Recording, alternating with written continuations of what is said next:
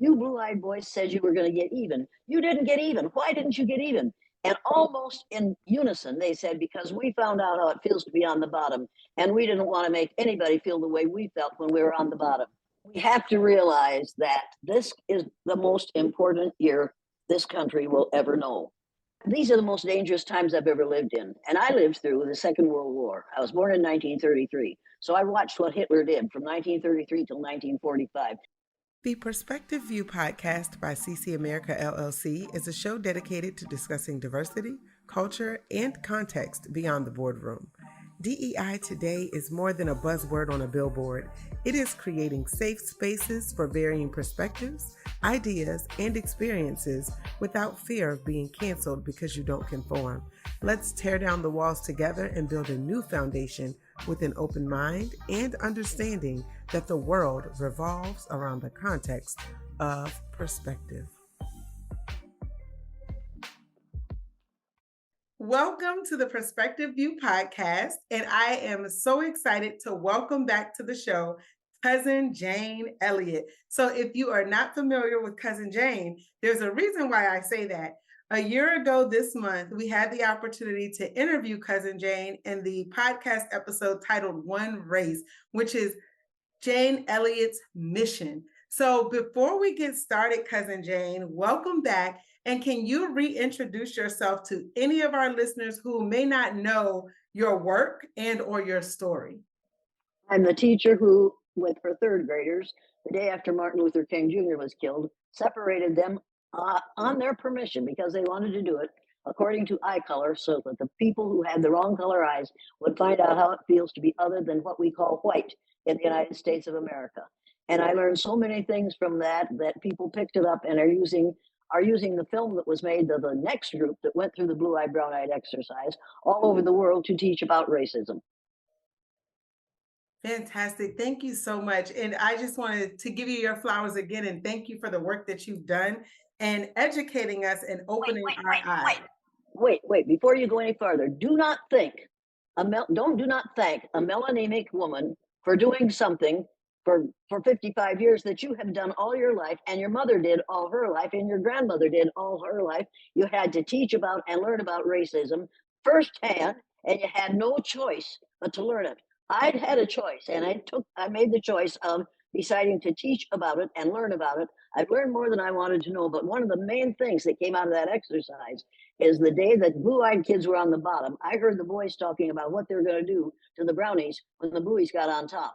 Then on Monday, when we reversed the exercise, I hated to go back to school because I thought, all hell's going to break loose here and I don't know how I'm going to handle it. I walked in, we reversed the exercise, blue-eyed people were on the top. Blue-eyed people were much less vicious to the Browns than the Browns had been to them.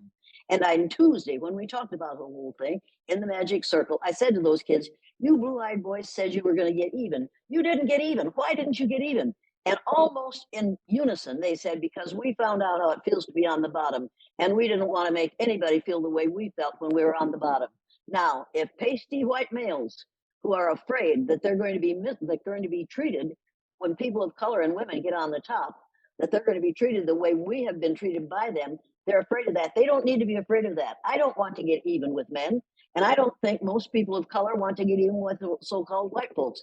I want to get equitable treatment under the law, and I want to stop calling people white and black. Those two terms came out of the Spanish Inquisition, and they were made up by a man who figured out finally, after he had killed 2,000 people, that you can't tell what a person's religion is by looking at them. So he gave lighter colored brown people the name white, because white is the color of purity and goodness. He gave darker brown people the name black, because black is the color of savagery and evil. And he set us upon a mission in which we will be at polar opposites for as long as we call ourselves white and black. We've got to get rid of white and black. We've got to get rid of red and yellow. Those skin colors do not exist in the human race. We are all shades of brown, and we've got to get that into people's heads and stop operating and stop talking the way they did during the Spanish Inquisition. If men are going to continue to behave the way they did during the Spanish Inquisition, then they're all going to have to come to work in knee breeches and powdered wigs, and women are all going to have to wear dresses with their waists cinched so tightly that their waist is no more than 18 inches around. They're going to have to give up television, telephones, automobiles, and motorcycles. All those things are going to have to go. If you're going to use the language of the 1500s, then use the means of transportation, communication, and dress that they used during the 1500s. If you don't choose to do that, go along and get along. Oh, that's powerful. Thank you Yep, for wait, wait, saying wait, that. wait. There's one more thing you have to know. The word race to mean a specific group of people came out of France in 1580. That's the first time the word race was used to mean a specific group of people. So when people say to you, it's been going on forever, you need to say, no, it hasn't. It has been going on for less than 500 years. Let's give it up. Wow. And so just know that I appreciate that perspective because a lot of times, to the point that you've made, we associate connotations or we make assumptions because of the century in which we live in. So we accept what we've heard, not Yes. realizing the full history. So I appreciate you sharing that and also sharing the fact that, to your point, you don't want to get even. I can tell you, I personally don't want to get even. And I know a lot of other people who don't want to get even. We just want to be treated equitably. So I really appreciate you highlighting that. And if you didn't know about the Spanish Inquisition and you didn't know where the word race came from, you might think it has been going on forever, but it hasn't. People need to realize that that right now we're in a bad situation right now because the Christian nationalists are trying to put religion in the schools. They want the three R's to be reading, writing, and religion. No, this is not what we want. Our founding fathers, because they had smart mothers, told us that we need to keep religion, we need to have church and state separated. We need to keep it that way. It is absolutely essential that we do that. So these are the most dangerous times I've ever lived in. And I lived through the Second World War. I was born in 1933. So I watched what Hitler did from 1933 till 1945. And right now, in the last 7 years, 10 years, the last 10 years, I have watched what Hitler did being done by Donald Trump. Let me read this to you, so just so that you'll know that I don't make this stuff up because I'm not smart enough. In the book, When at Times the Mob is Swayed, it says, it shouldn't come as a surprise that Trump is so adept at exploiting fear and inventing scapegoats. He studied at the feet of the master. We know from Ivana Trump's now sealed testimony at Trump's first divorce trial, backed up by her lawyer, and by Donald Trump himself, younger Trump slept with a book of Adolf Hitler's collected political speeches, published in 1941 as My New Order, in a locked cabinet at his bedside. Ugly and appalling as they are, those speeches are masterpieces of demagogic manipulation. Did you know about that? I was not aware. See, you've got to get this book. And if you don't want to go to the library, check this book out and just read page 20, page 20 and 21. And all of a sudden you realize why this man is acting this way and why somebody like me, who remembers when Hitler came to power, sees Hitler coming to power again, but with a different name. Wow. Yeah. That is enlightening and insightful. And who wrote And that book, When at Times the Mob Was Swayed? Bert Newborn. Bert Newborn. Okay. See it? Yes. Yes. Thank you. Okay. Get that book and read it, people. Anytime anybody says to you, "Well, this is," wait a minute. You need to say, "Look, people, there are three things that if we don't get time for the rest of them. There are three things we have to say. Number one, without blacks, there would be no whites. All white people is people who were black to begin with. Their ancestors back those many years ago were black. But as those brilliant people moved to populate every landmass on the face of the earth, they got farther and farther from their equator, so their bodies produced less and less melanin. So their skin and their eyes and their hair got lighter. They didn't get dumber, they didn't get smarter, they just got lighter. So the only reason I am this color, and I'm not white, I'm brown, I'm light brown. The only reason I'm this color is because my ancient ancestors came from a country on the continent of Africa. So without blacks, we would have no whites. We could remember that, we can get rid of racism. Number two, without Jews, we would have no Christians. The word Christian comes from the word Jesus Christ. It is named after Jesus Christ, who was an Ethiopian Jew. And according to the Bible, he had kinky, woolly hair and feet of bronze. So it's about time for us to change the picture behind the minister in your churches to say have it look like Jesus instead of look like someone that we white people are willing to bow to. Number three, without women, there would be no men. Now I know that men hearing that are going to say, "Well, you couldn't have a baby without me." Oh, yes, we could. And women and women probably did that for years because you can put two female mammal eggs together in a petri dish, break down the cell wall, and come up with another female mammal. They've done it in the laboratories over and over and over. That's how women came to be, and that's probably the first human beings, modern human beings that evolved, were female, and probably the first male came about as a result of a mutation of the genes. Now, I like mutants. I was married to a mutant for 59 years, and I loved him for 60, and I've loved him ever since I lost him, and I miss him dreadfully. Oh, he's not here, but he was here for 60 years for me. Without females, there would be no males. We could get rid of racism, anti Semitism, and sexism if we decided to. And that would give us more time to deal with all those other ignorant isms that we put together. Race is not a social construct, it is a damned lie. And it came up in the 1500s. It's time to get over it. That's fair. So you actually touched on the next question I have for you, which was on what basis should people vote this year? You touched on a little bit of it in terms of like the information about Trump, but what would you say to that question? On what basis should people vote this year? Knowing what you They know.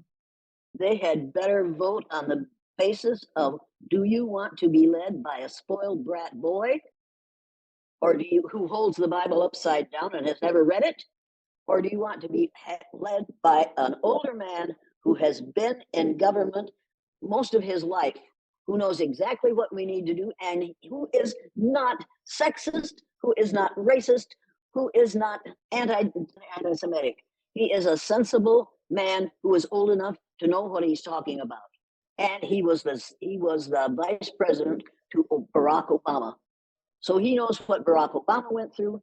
He knows what he has to avoid going through. He knows what has to be done to lead this country forward instead of taking it backward the way the evangelicals want to take us backward. You need it, and if you haven't read the book, yeah, I know you're going to think all you do is read. Yeah, I have That's lots of good time to read thing. because nobody wants to talk to me because I burst into, well, hey, don't you say make a racist comment in my mind. Everybody has to read the book, The Power Worshippers. Oh, my friends, you read The Power Worshippers and you will get such an education. It says, overcome, overcoming this kind of reactionary and authoritarian movement isn't just something Americans can do. It is what made Americans what we are. We don't want to be in an autocracy. We don't want to be in a theocracy. We want to be in a democracy. And right now, the scariest thing about this whole thing is we are on the verge of losing our democracy. We do not want that to happen, and you have to vote in such a way and take everybody you know who's old enough to vote, haul them to the polls, and make sure that everybody who is old enough to vote votes, and that they vote against a theocracy or an autocracy. So you have to vote for a democracy, and that means voting for a Democrat, and that means voting for Joe Biden. So I appreciate your perspective with regard to that. So you highlighted the factors that you feel that people should consider when deciding how to vote. So considering the previous conversation that we had and also how you started off this episode regarding one race, that we are one race. And I remember you said we are part of one race, the human race.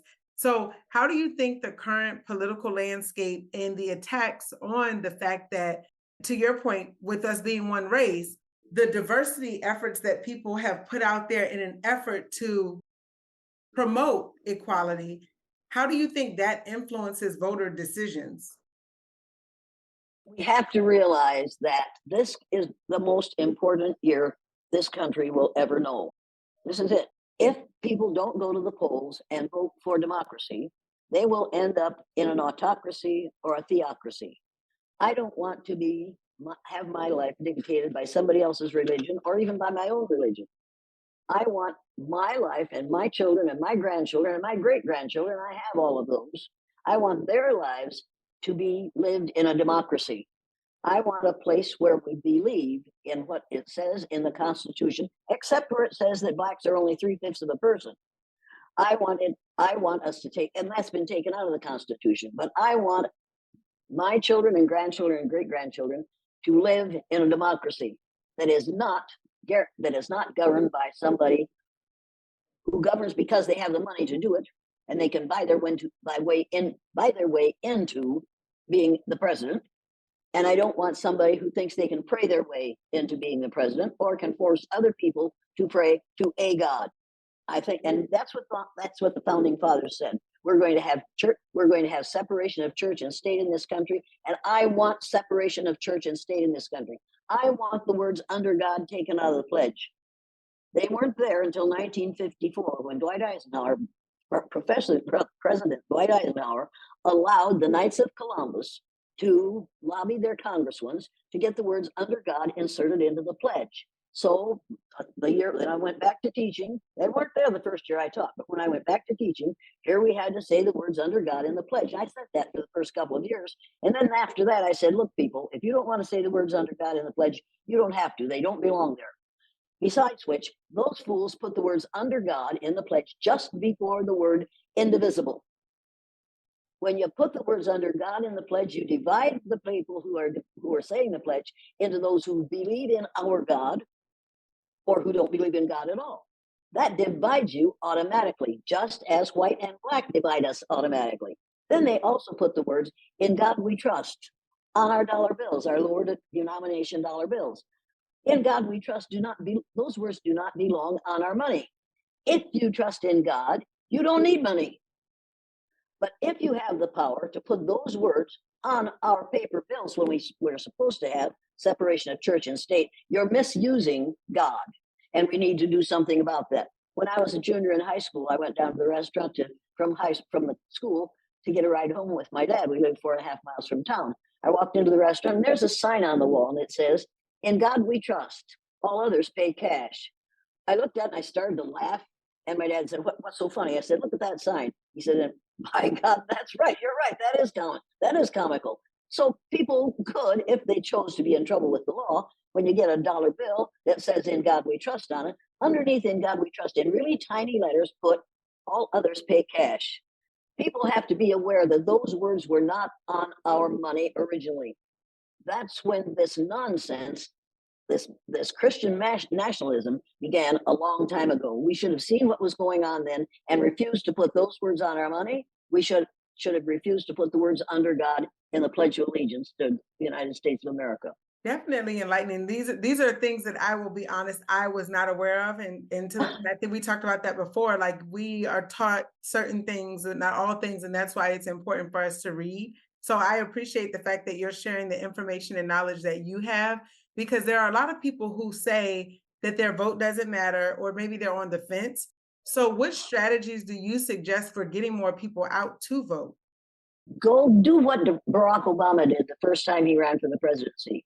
He lined up a bunch of young people in every state in the United States and he took them to cities and towns and villages all over the country. And they went to people's homes and said, we want to be sure that you're going to vote for Barack Obama. And we want to know what you want Barack Obama to do. They went to every little town. It was fantastic. They came to Osage. They came to Riceville. They came to St. Ansgar. They came to all these little towns and they made their presence known. And they told us what Barack Obama, what his vision was for the United States of America. And he won in spite of the Republicans in the Congress who didn't want him to win and did everything they could to keep that from happening.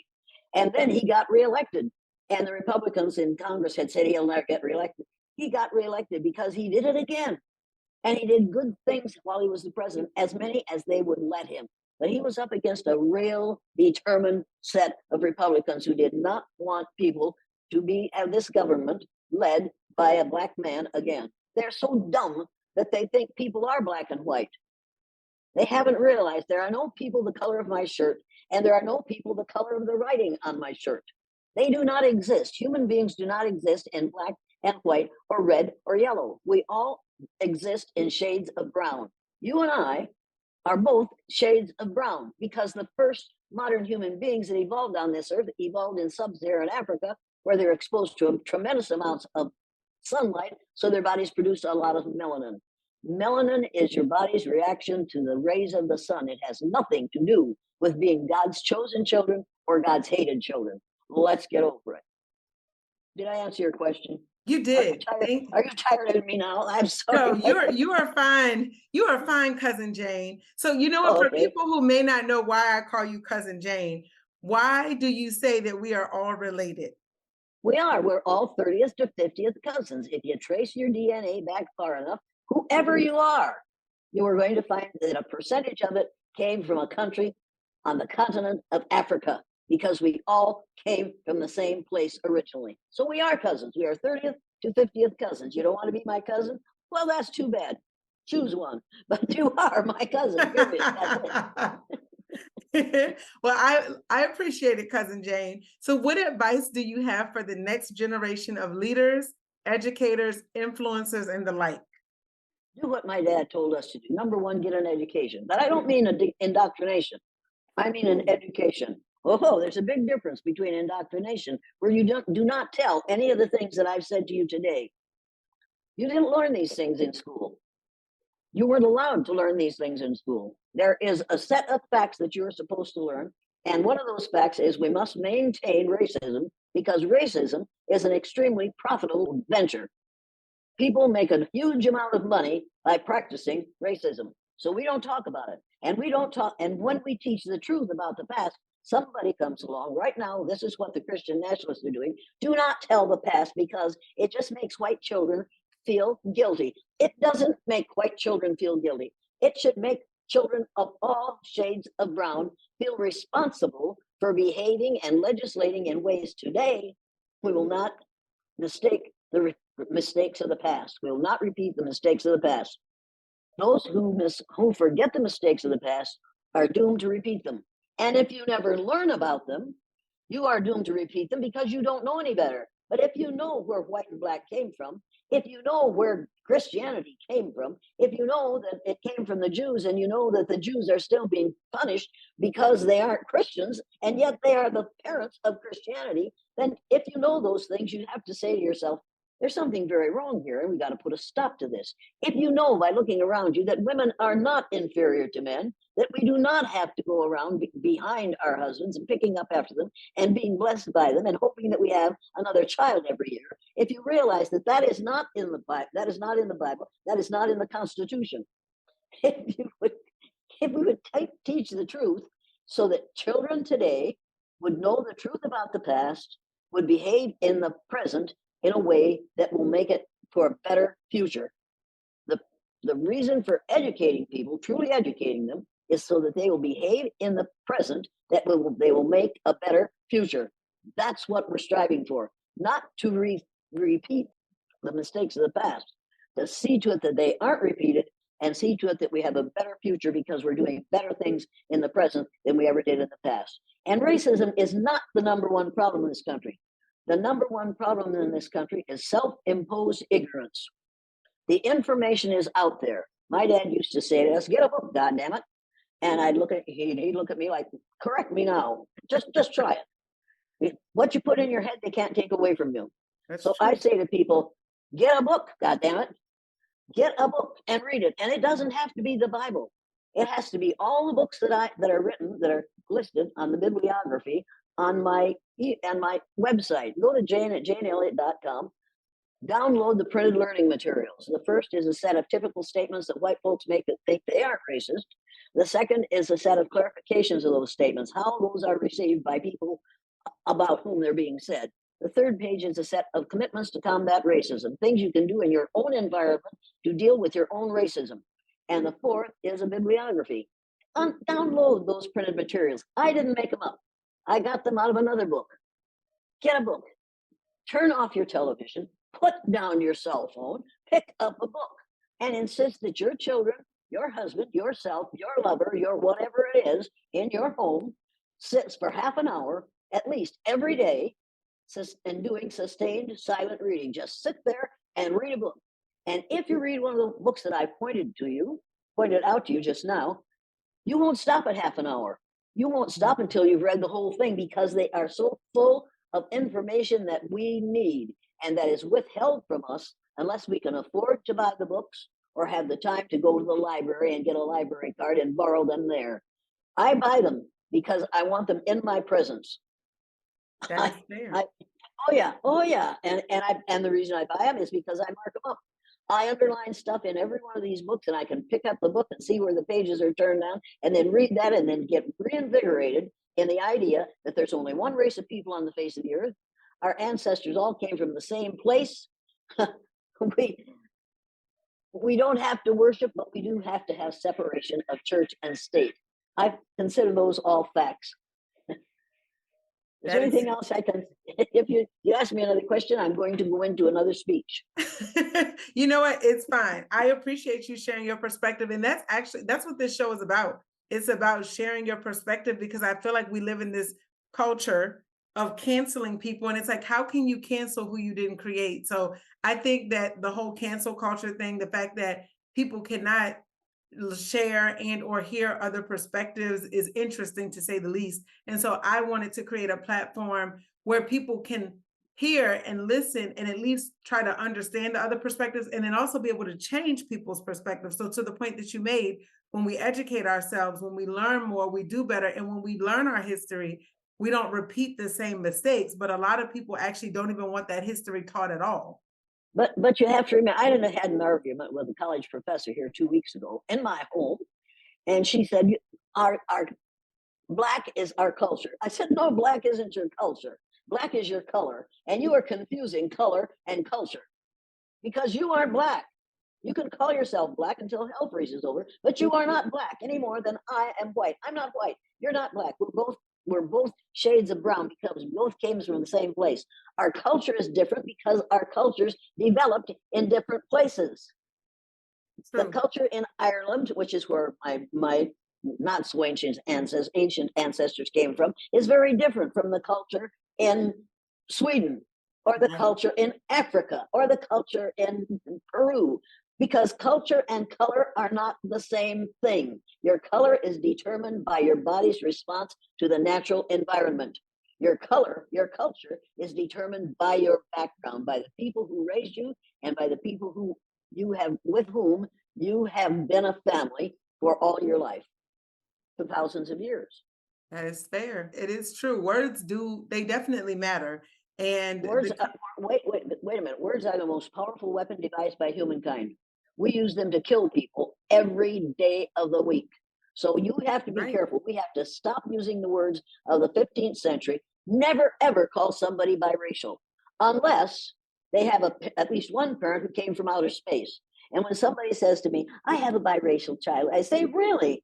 Is your husband from outer space? Which planet did your husband come? Mrs. Elliott, that's not funny. I'm not being funny. You're telling me that your child isn't from this planet because there's only one race on this planet. So you can't have a biracial child. You may have a mosaic child. A mosaic is an art form that is new and beautiful and unique and made of many elements. I like that. Biracial children are not biracial. They are mosaic. They are new, unique, beautiful, and made of many elements. Let's put the word mosaic in our into our vocabulary, and let's take out white and black when we describe people, and instead use melanemic, which means you don't have much melanin, melanaceous, which means you have more melanin, melanotic, which means you have a lot of melanin, and melanaceous, melanemic, and melanotic are in the dictionary. Before I die, the word melanaceous is going to be in the dictionary because it says I have a medium amount of melanin in my system.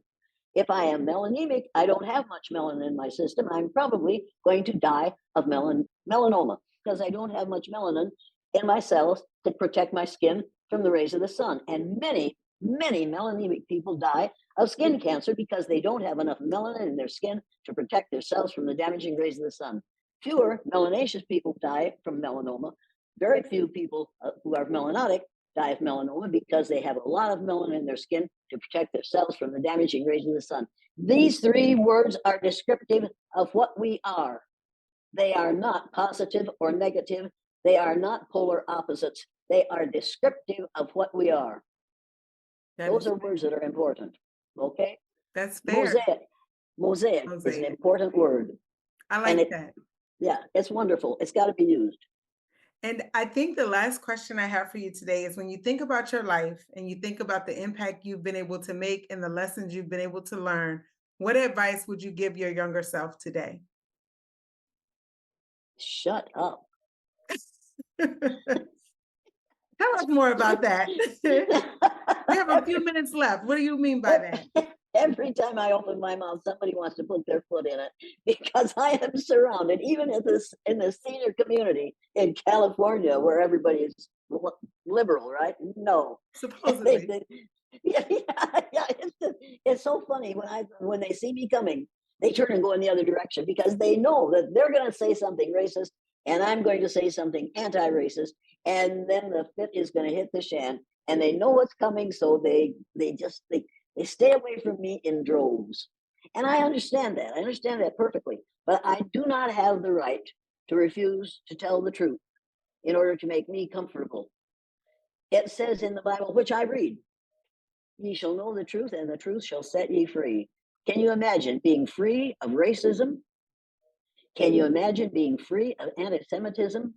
Can you imagine being free of ageism or sexism? If we knew the truth about all these things, we could do away with those isms.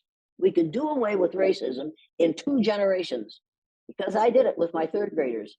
And here's what's funny. In August of this year, the people who were in the film The Eye of the Storm, which was made in my classroom, the 3rd year I did the exercise, have invited me to come to their class reunion. And those Oh, people are 60. wow. Yeah, those kids are 63 years old. Wow, that's I awesome. Yeah, and they want me to come, and they'd be perfectly happy if I'd have a camera crew with me so that they could make another film about those kids now, like they did when they met. I think their 10-year class reunion all those years ago. So they have invited me, and I'm thinking, no, no. It made the kids who weren't in my class, those other 40 kids, really upset that that film crew was there. In fact, one of them said to one of my former students, after she came back to the meeting after the lunch out at the park, and she said, "Well, Mrs. Elliott, it happened again." I said, "What happened, Sandy?" She said, "So and so sat across the table from me, and he said, why are they doing about a film about you guys? You were the dummy group. We were the smart ones." I said, "Oh, Sandy, I'm sorry." She said, "Don't worry, it didn't bother me. I learned things he didn't know, and he still doesn't know. He still doesn't know about race, Mrs. Elliott, and she is just floating on air because here the genius of her graduating class didn't know 10 years after they graduated what she knew. And now she's looking forward, I think, to him coming back and try it again. I'd love to go, but I don't want to mess up their reunion. But I would love to send a film crew because the film crew wants to be there. I'd love to send a film crew and then they could visit with the kids without me there. That would be easier on everyone because the rest of the people in that class, their teachers said to them, when my 3rd graders every year did I believe you learn by doing. So we did lots and lots of stuff. We were busy all the time. And the other 2 teachers' kids would come and stand and look in the room and like, I wish we could do that. And they asked their teachers, why can't we do the things that Mrs. Elliott's kids are doing? And Oh, their teachers wow. told them, because she has the dummy group, that's the only way those kids could learn. That's what they told their students. So here we go back to a reunion, and here comes Rex, who became a teacher, a high school teacher, and here comes Raymond, who became a lawyer and is just retired recently from a law firm. And none of this was supposed to happen, you see, because they were the Right. dummy group. You're lucky if you're dumb. Dumb ain't so bad. So I don't plan on going, but I will send them a large card and thank them very much for inviting me. That's fair. Well, I just want to thank you for joining me today. And I love our conversations. It's always enlightening, and I just enjoy speaking with you. So, for all of our listeners, thank you all for tuning in as well. And definitely visit Jane Elliott's website that she shared earlier so that you can learn more and that we can continue to be educated. And so, I just, again, thank you so much for your time today. Well, thank you for listening, and thank you for putting up with our not being able to get these computers together. But it worked, and we got the thing done anyway, right? We did. You know what? That's a good testament to what it means to just keep going. So thank you for continuing to keep going, for continuing to speak truth. And as you said, the truth will set us free. So you set those students free, and whoever listens to this, they will be set free too mentally, because they will learn that they have the power to control what they believe. So I thank you for that. If they choose to. But you see, therein lies the rub. I chose to do what I do. That's true. Black women, what we call Black women, have to do it every day. They don't have a choice. They have to do it to survive in this racist society. I don't have to do it, but now that I've done it 55 years ago, there's no way I can stop doing it, because that is what will make the difference between people regarding one another as human beings and as equal human beings who deserve equitable treatment under the law, or people who are below or above them. I'm not below anyone and I'm not above anyone, but thank you very much. I appreciate being asked. Amen to that, and thank you. No, not amen, not amen. You're going to say a woman. I knew it. I was like, wait, that's coming. Well, thank you all again for tuning in. This is Dr. Jane Elliott and Tomeria Jordan signing off.